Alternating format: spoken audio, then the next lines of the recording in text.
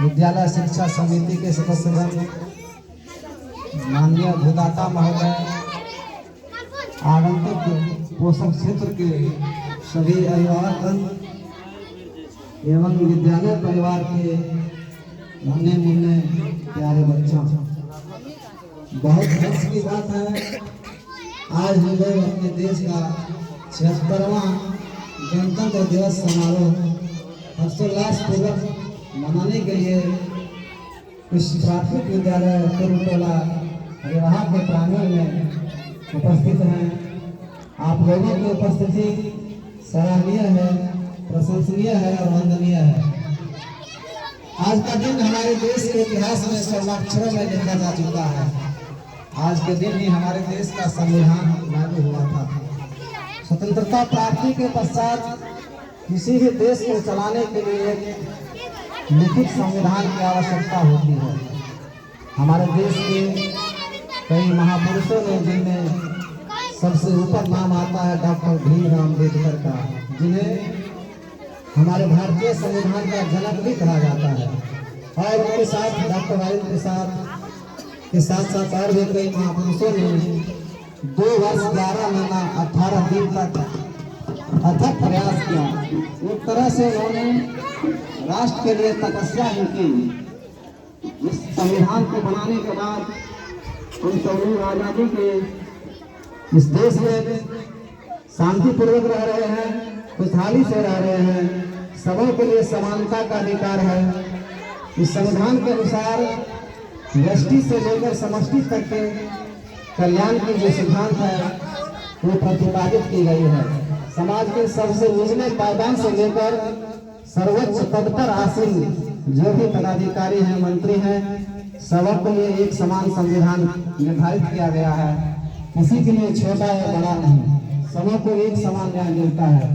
ये हमारे इसी संविधान की देन है और इसके तहत हमारा देश नित्य प्रतिदिन विकास की नई ऊंचाइयों को छू रहा है, नए नए आयाम जोड़ते जा रहे हैं। हम सबों का भी कर्तव्य बन जाता है अपने देश की अखंडता और एकता को अक्षुण्ण बनाए रखना।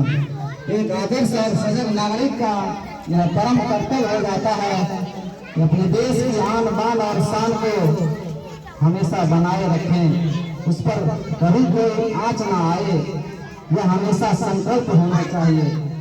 यह दिन दोहराया जाता है इसलिए कि हम उन बलिदानियों को भूल न जाएं, नहीं तो हमें कृतज्ञता का पाप लगेगा।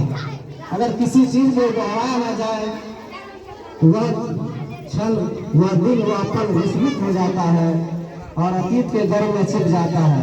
लेकिन अगर उसे दोहराया जाता है तो वह हमेशा मानस पटल पर अंकित रहता है। इसीलिए हम लोग हर्षोल्लास पूर्वक इस दिन को मनाते हैं और आने वाली जो पीढ़ी है उसे भी बतलाते हैं। ये एक बहुत बड़ी बात है।